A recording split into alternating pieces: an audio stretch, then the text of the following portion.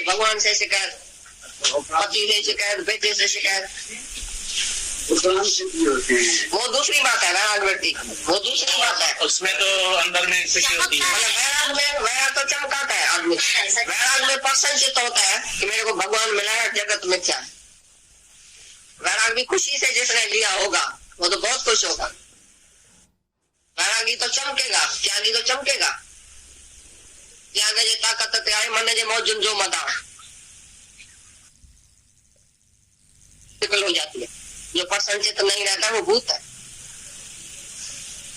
और गीता के दूसरे अध्याय में लिखा है प्रसन्नचित वाले को सहजी समाधि लगती है, ऐसा कुछ लिखा है दूसरे अध्याय में। अपनी माया में दुखी, शिकायत शिकायत, भगवान से शिकायत, पति से शिकायत, बेटे से शिकायत, वो दूसरी बात है। वैराग व्यक्ति वो दूसरी बात है। उसमें तो अंदर में खुशी होती है। वैराग तो चमकाता है आदमी। वैराग में प्रसन्नचित होता है कि मेरे को भगवान मिला है, जगत मिथ्या है।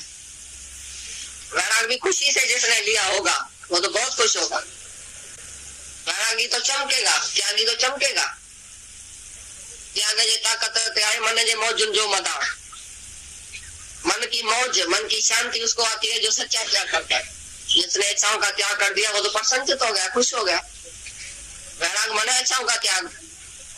तो जो झूठ निकाला, अपनी इच्छा निकाला अंदर से, वो तो बहुत हल्का और प्रसन्नचित होना चाहिए। उसकी मूड ऑफ होनी चाहिए। तो प्रसन्नचित रहना मन की तपस्या है। उसको भीतर में शिकायत नहीं रहती है।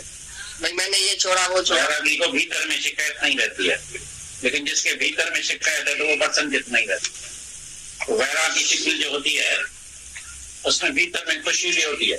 जिसने जबरदस्ती छोड़ा होगा ना वो मायूस उदास, ऐसा जैसे सन्यासी है ना, सुक्का सन्यासी। जो सन्यास लेता है ना जबरदस्ती, वो सुक्का सन्यासी है। प्रेम नहीं है अंदर में, सहज त्याग नहीं है, विलिंग रिनंसिएशन नहीं है। जो सहज त्याग में है, जिसने कट्टर का त्याग कर दिया, वो तो बहुत हल्का हो जाता है, प्रसन्न हो जाता है। तो मन की प्रसन्नता और शांत भाव, शांत भाव एवं भगवत चिंतन करने का स्वभाव, मन से भगवत चिंतन करे, ये मन की तपस्या। मन का निग्रह और अंतर्ग्रहण की पवित्रता, ऐसे ही अंदर में शुद्धि, मन की शुद्धि, ये मन की तपस्या, मन की शुद्धि। भगवान के चिंतन के स्वयं माया का चिंतन नहीं चले, ये भी मन की तपस्या है।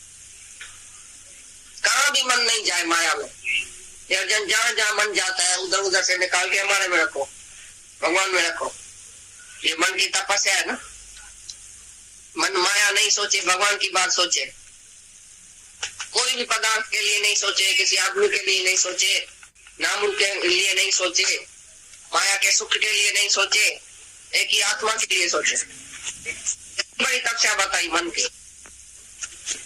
भगवान के लिए दूसरा है ही नहीं, भगवान के सिवाय दूसरा है ही नहीं जिसके लिए तुम सोचो। जब एक ही भगवान है, तुम क्या सोचेगा बताओ। जहां तक भगवान है, एवरीवेयर इज गॉड, तो भगवान के साथ दूसरा है क्या जिसके लिए तुम सोचेगा। क्या सोचेगा, मैं खाऊंगा, मैं क्या करूंगा, ये मर न जाए, ये जल न जाए, ये चला न जाए, ये ऐसा न करे, यही चिंतन है ना मायावी आदमी का। जड़ बना रहता है।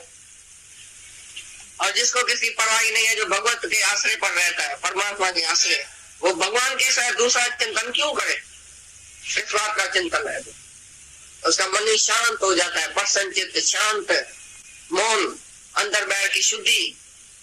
जिसका मन शुद्ध है वही तो शांत रहेगा। जिसके मन में अशुद्धि है, अशुद्ध विचार है, वो शांति कैसे पाएगा। ये मन की तपस्या करने की है। वो मन कहाँ भी नहीं जाए, भगवान के साथ दूसरा चिंतन नहीं करे। फिर आगे जैसे मच्छी मार्केट से तुम गुजरता है तो बदबू आती है ना, नहीं जाता है ना अंदर। ऐसे जब भी सारी दुनिया से तुमको बदबू आए ना तभी छोड़ना, नहीं तो कुछ नहीं छोड़ना। एक भी विषय, एक भी इच्छा नहीं छोड़ना। जब तुमको बदबू आवे तभी छोड़ना। तो तुम खुशी से छोड़ेगा तो किसको कहेगा तो नहीं तुम्हारे लिए छोड़ा, उसके लिए छोड़ा। छोड़ा भी मिला क्या, इतना त्याग किया, मिला क्या। तो जिसने सच्चा त्याग किया होगा उसको तो जरूर मिलना ही होगा। पहले मिले पीछे त्याग करना, टक्कर नहीं करना त्याग करना, पहले मिले भले तुमको। तो ये रजोगुणी रजोगुणी तत्व है। सत्कार के लिए, इच्छा के लिए, कीर्ति की इच्छा, मेरा कोई मान करे, बड़ाई करे, ये जो सब सन्यासी है ना सारी दुनिया छोड़ के जाता है उसको मान बड़ाई जरूर चाहिए। तो माथ जोड़ेगा, पाँव पड़ेगा, पैसा रखेगा, क्योंकि सन्यासी है, क्योंकि गेरुआ कपड़ा पहना है। भाई अभी भी रास्ते में कोई लड़की देखेगी ना, भाई गेरुआ कपड़ा पड़ा है तो तुम जाके हाथ पाँव जोड़ोगे। जैसे उसने बड़ी बात किया, गेरू रंग लगाया कपड़े को, ऐसी गेरू कलर की जो साड़ी बहुत पहनते हैं तो संत हो गया। कपड़ा बदली करने से कोई संत होता है? लेकिन उसका मान बड़ाई बहुत होगा। जहां भी वो बैठेगा बोलेगा ये संत बैठा। कल हम इधर जा रहे थे घूमने तो 2 जनी बैठी थी सामने, गेरू साड़ी पड़ी थी। हमने समझा ये संत लोग शायद सन्यासी आया कहां से। आगे जयदोरा दिनेश की शिष्यानी थी। अरे बोला हमने तो समझा कोई संत कोई उत्तरकाशी से उतरा है, हम जाके उसका दर्शन करता है। तो संत बना तुमने समझा है तो भाई किसी ने गेरू साड़ी पहना तो संत हो गया। साड़ी और कपड़े से और इससे उसे कोई भी बात नहीं है। तुम्हारा विचार ठीक है, विचार राइट है, आत्मक विचार है तो तुम सच्चा त्यागी। तपस्या जैसे अभी बताया, अगर ऐसी तपस्या किया है तो संत है। फिर चाहे कपड़ा कैसा भी पड़ा है। लेकिन कभी कभी अंदर में ऐसा आता है ना भाई सादा कपड़ा, लेकिन तपस्या किया ही नहीं है। कपड़ा तो सादा पहनना, सफेद कपड़ा पहनना, तपस्या किया ही नहीं है, कोई फायदा नहीं। लेकिन अंदर की पूरी तपस्या हो गई है। दादा के सब चौंदा ही गाड़ियों ब्रह्म थी। दादा से पूछता था, शंका दादा आप इनको ब्रह्म बताते हैं? गाड़ी साड़ी, पीली साड़ी, लाल साड़ी पहन के आती है, गहना कपड़ा पड़ा है, ये कभी ब्रह्म हो सकती है? बाहर कचाया पड़ा है, ये ब्रह्म हो सकती है? ठीक है। ससुराल वाले है, कोई मैं क्या वाला, कोई ससुराल वाला कहाँ रहता है? समझो, इसका मर्द, इसका ससुर, इसका सास इसको साड़ी लेके देता है तो ये नहीं बोलेगी दूसरी साड़ी दियो, एक क्यों? मैं 2 रखूंगी, मैं 4 रखूंगी, मैं इधर जाऊंगी, मेरी शादी है, मेरे भाई की शादी है, 1000 की साड़ी दियो। ऐसा कभी मांगना तो उसके अंदर में आएगी। तो चाहे 1000 साली उसका सास इसको पहनाती है प्यार से तो पहन के समझो आई, तो तुम देखेगा अरे इसको ऐसी ऊंची साड़ी पड़ी है, अरे इसने कैसे पहनी, किसने पहनाई, किसकी इच्छा से उसने पहनी। हाथ जोड़ के पाँव पड़ के इनको सबको, ये जो देवियां है ना, इसको खुद वो आके पहनाता है, खुद पैसा हाथ में देता है, ये लेके जाओ। गुरु के पास जाते हैं, 2-4 ड्रेस भी लेके आना, तो इधर तो आके बैठ जाती है चुपचाप, हम ड्रेस नहीं लेगा, हम साड़ी नहीं लेगा, हम खाली ज्ञान सुनेगा। सब लोग कैसे आते हैं हमारे पास? क्योंकि ज्ञान ही सच्चा है ना, इसमें इच्छा रहेगी नहीं। पीछे लाल पड़ी है साड़ी, अभी वो बिक्री करके आएगी क्या लाल साड़ी? फिर गेरू साड़ी पहन के आएगी क्या? या सफेद साड़ी लेगी? सफेद साड़ी महंगी नहीं है क्या? थोड़ा ही दाग लगा तो तुमको मासिंगारे के पास जाना पड़ेगा, जल्दी मैली हो जाएगी, उसमें खर्चा जाती है।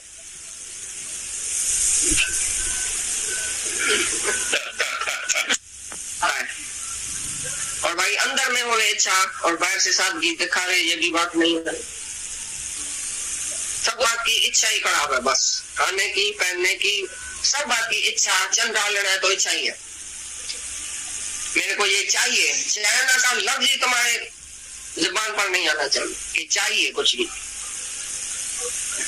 नहीं मिले तो और भी अच्छा, और मिले तो ये जो है वो देने दुखोया आन लेने राजी रहा। ये बोलता है हमको नहीं चाहिए भाई, नहीं चाहिए हमको, तो भी जिस जिस घर में जो जिस प्रकृति में रहता है, जिस वर्ण आश्रम में रहता है, उसी जैसा तो उसको खाना पीना ही पड़ेगा, घर में पहनना ही पड़ेगा।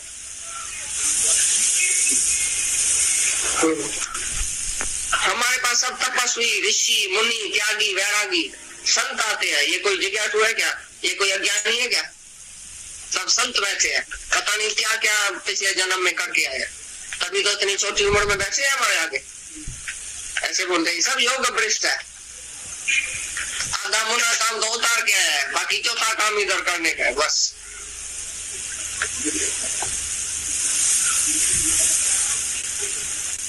तो दूसरे का नुकसान हो गया। पहले नीच स्टोरियां बहुत सुनते रहे हो, भस्मासुर ये वो ब्रह्मा को भी लाचार करे, शिव को भी लाचार करे, वो तपस्या करके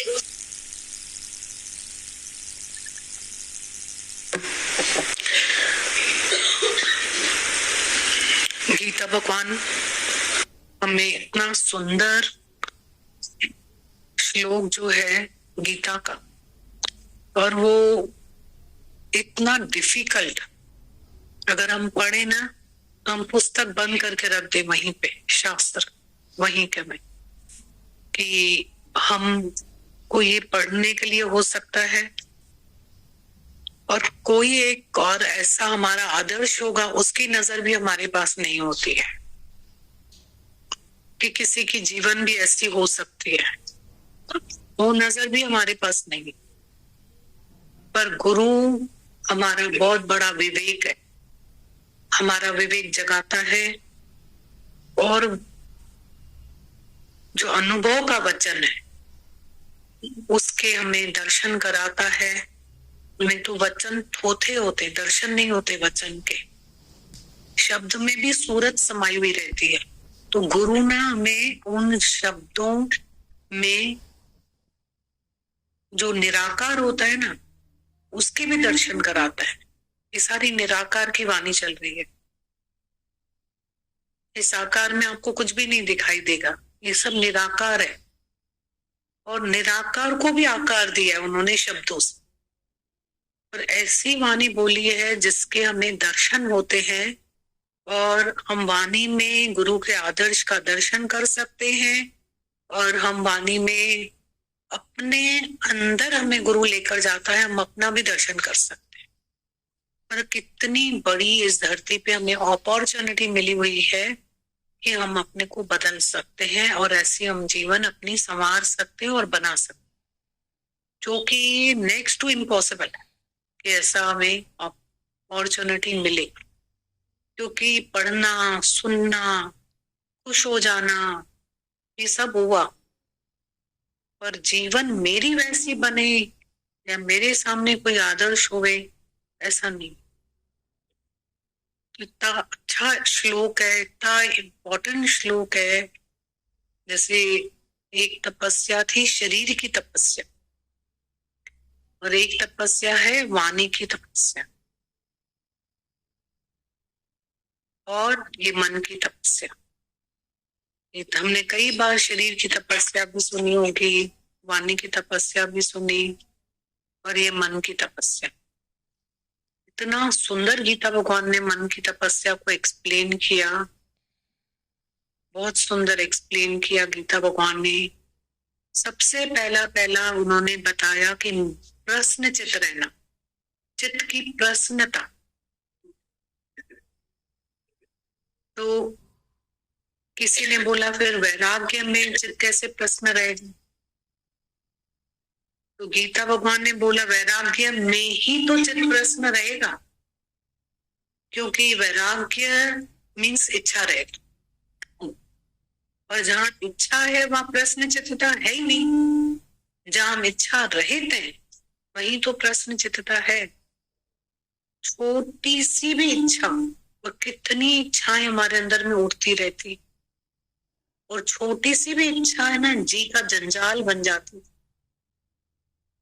मतलब चिंगारी में से आग लगा देती, इतनी सी भी इच्छा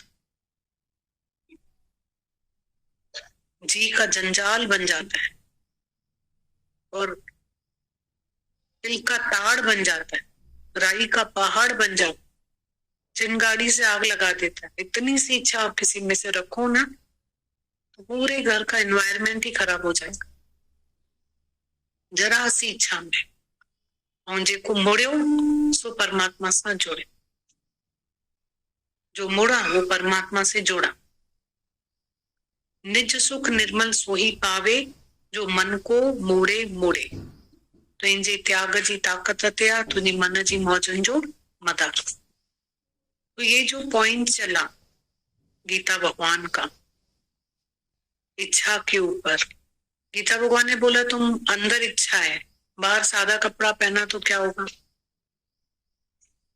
और अंदर इच्छा नहीं है फिर आप कुछ भी पहन लो तो क्या हो जाए, कुछ भी नहीं होगा। दादा भगवान को कोई बोलता था कि आपके पास में ये लाल पीले हरे नीले कपड़े वालों को ज्ञान लगेगा क्या? बोला इन्हीं को ही लगेगा। फिर दादा भगवान को कोई बोलता था ये गृहस्थ में रहते हैं, इनको ज्ञान लगेगा क्या? दादा भगवान ने इन्हीं को ही लगेगा, गृहस्थ में ही लगेगा। अभी बोल रहे थे ना गीता भगवान, तुम क्या पता कितनी तपस्या करके आए हो, ऐसे ही थोड़ी इस धरती पर आके बैठे।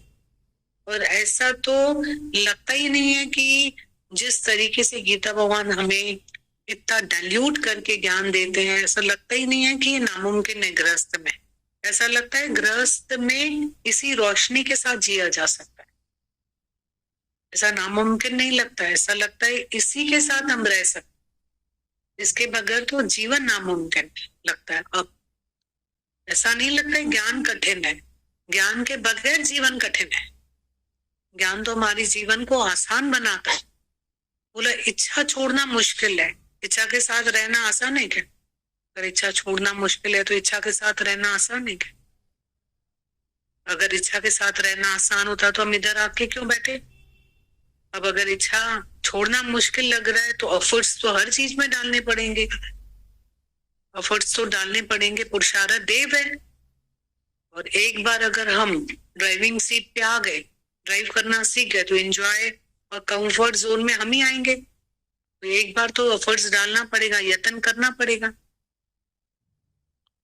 तो हम यत्न नहीं करेंगे ऐसा, और हम यहाँ घर मुझा कम जाए तर बिना पैदल करके नगर पहुंच जाएंगे क्या? एफर्ट्स वो हर चीज में डालना है।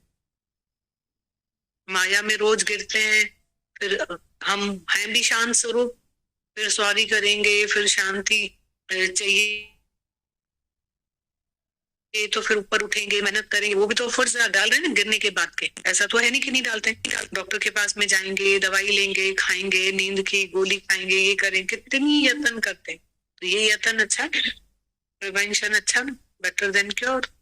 बाद में हम क्योर करते रहते तो प्रिवेंशन करें। तो ज्ञान बहुत आसान है, ज्ञान हमारे जीवन को बहुत आसान बनाता है।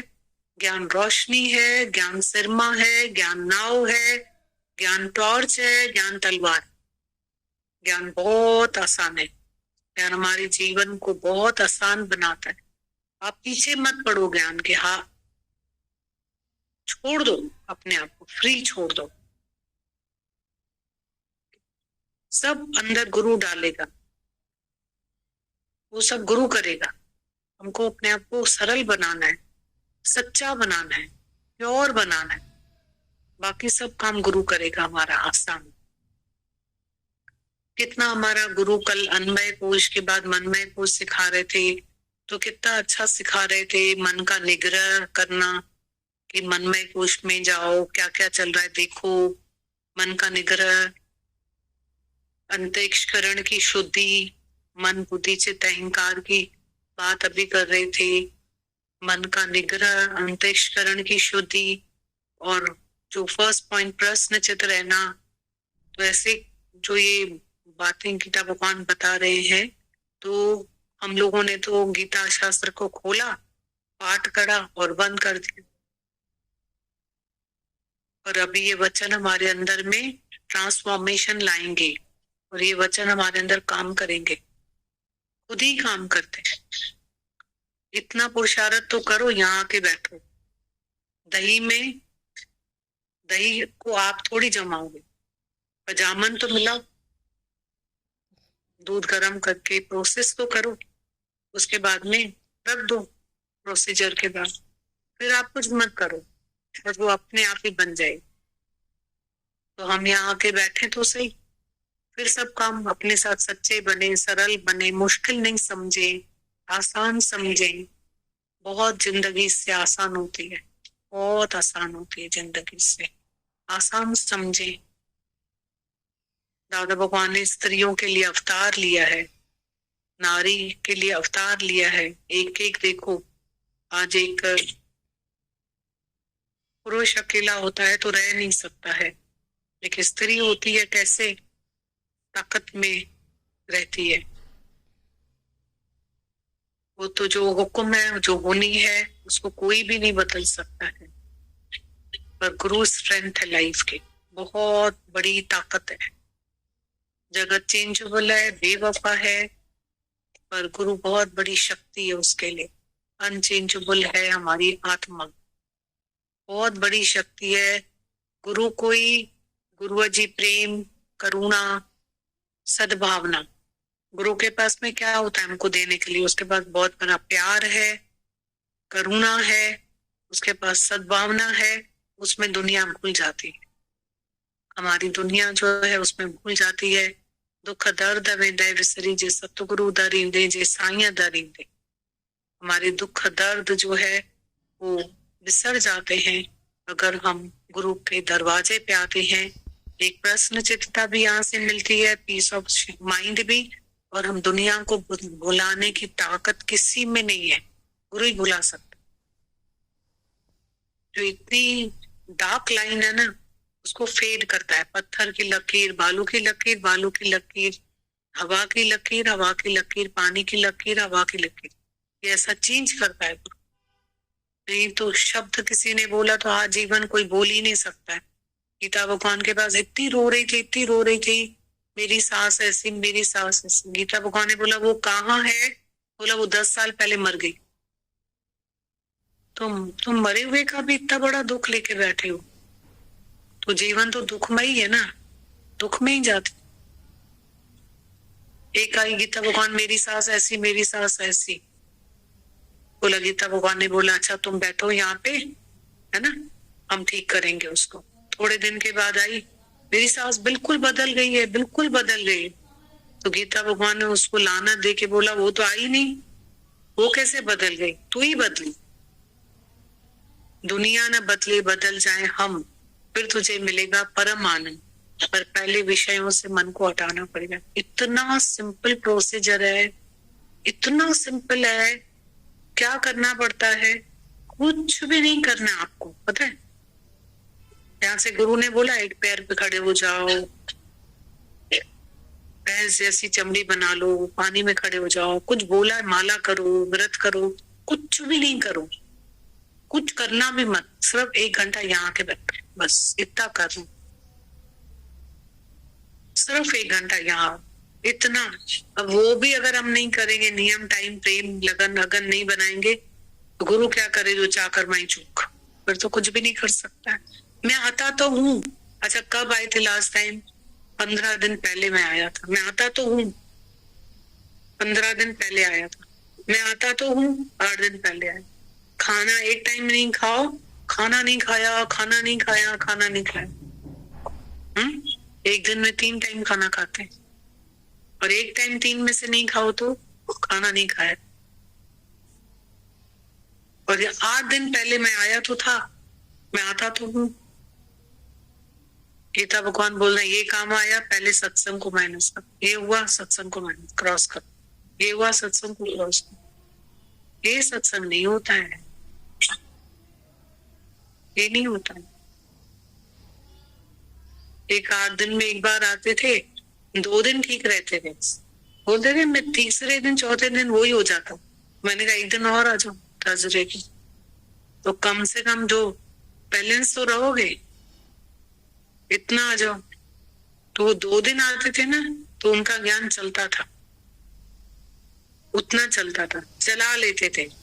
और मैंने कहा इतने तो महंगे हो गए भाई, जैसे खींच खींच के पानी को चलाते हैं, खींच खींच को कमी होती है तो तेल को चलाते गर्म। तुम्हारे पास कोई कमी है क्या? आ जाओ ना। खींच खींच के चलाते हैं अपने आप को, तो करना क्या है? क्या कर लेते हो ऐसा? क्या कर लेते हैं ऐसा? आ जाओ, बैठ जाओ। गुरु उठना भी सिखाता है, बैठना भी सिखाता है, और 1 घंटा अपने तन को भी देना सिखाता है। क्या होता है? पूरा खाना, पूरा सोना, पूरी रह गिना हेमा जी सुख जी खान, ऐसा सिखा देता है।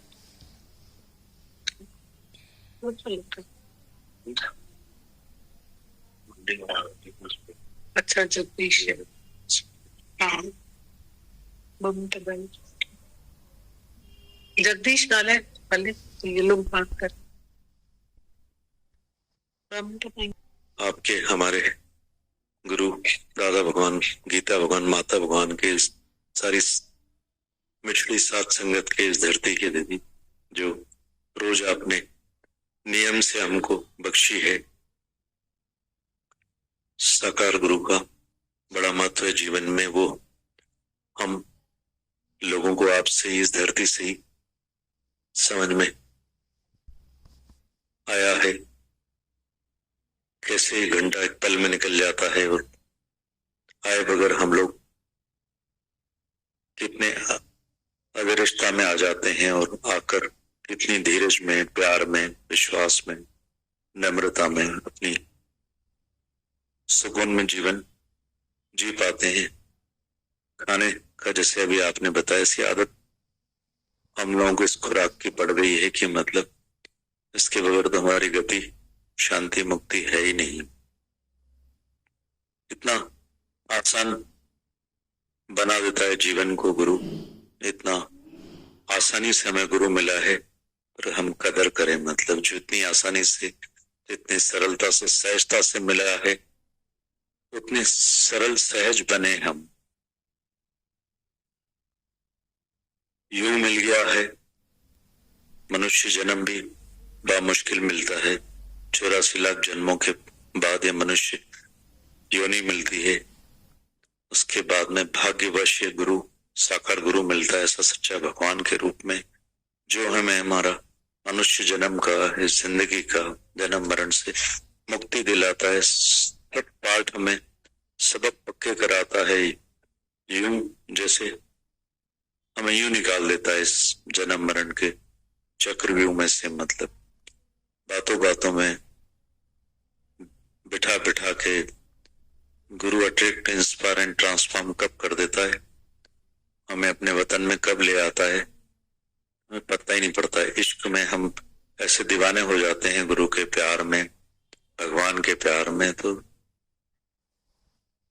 महिमा केवल अपने मुख से न करें, हम हृदय से करें, हृदय से फील करें, एहसास करें। वो एहसास जो गुरु हम में रोज ये वाणी सुना के, बात करके, सब तरह के अनुभव बताता है। चारों तरफ की संगत से भी हमें एक से एक अनुभव मिलते हैं, आदर्श देखने में आते हैं। तो जागे हम लोग, जाने पलटे, मतलब सिर्फ आना जाना और सुनने तक ही, एक नियम तक ही, अपने को आने जाने के नियम तक ही अपने आप को सीमित न रख कर खोलें, विवेक जागृत करें, विचारवान बने, वैराग्य हासिल करें जो गुरु हमें देना चाहता है, क्योंकि वही निर्दोष है। बाकी तो राग, उसके अगर वैराग्य नहीं है तो यहाँ राग है या द्वेष है, तो दोनों ही एक ही तलवारें हैं, जिसमें हम वैराग्य में आए बगैर हम लोग गति, शांति, मुक्ति को, सुकून को,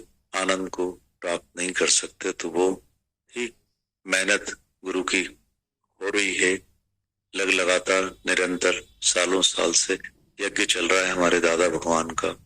100 सालों से चल रहा है दादा भगवान का यज्ञ आज यहाँ, और चारों तरफ इतनी मेहनत हो रही है कि के साथ सभी एक दूसरे के सहयोग में, मेहनत में लगे हुए हैं। रहमत बरस रही है, मेहर जो बरस रही है, उस मेहर को जाने, पहचाने और अपने आप को कोऑपरेट करके अपने जीवन को सफल बनाएं, गुरु की मेहनत को सफल करें, उनकी श्वासों को व्यर्थ न करें, उनके समय को व्यर्थ न करें, अपने आने जाने को, अपनी श्वासों को, अपने जीवन को भी, जो हमें यहाँ एम मिला है, जिंदगी का मकसद मिला है, जो हमें बार बार अपने पैरों पर खड़ा करना चाहता है। गुरु खड़े हों, उठियों से न बहाएं हम इस ज्ञान को, इस प्यार को, इस समझ को, जो हमें गुरु बार बार पकड़ पकड़ के फिर बिठाता है, फिर हमें वो आत्म पद बख्शता है, जीव भाव दे अध्यास से हमें उठाता है, विषय विकारों से दूर करके हमें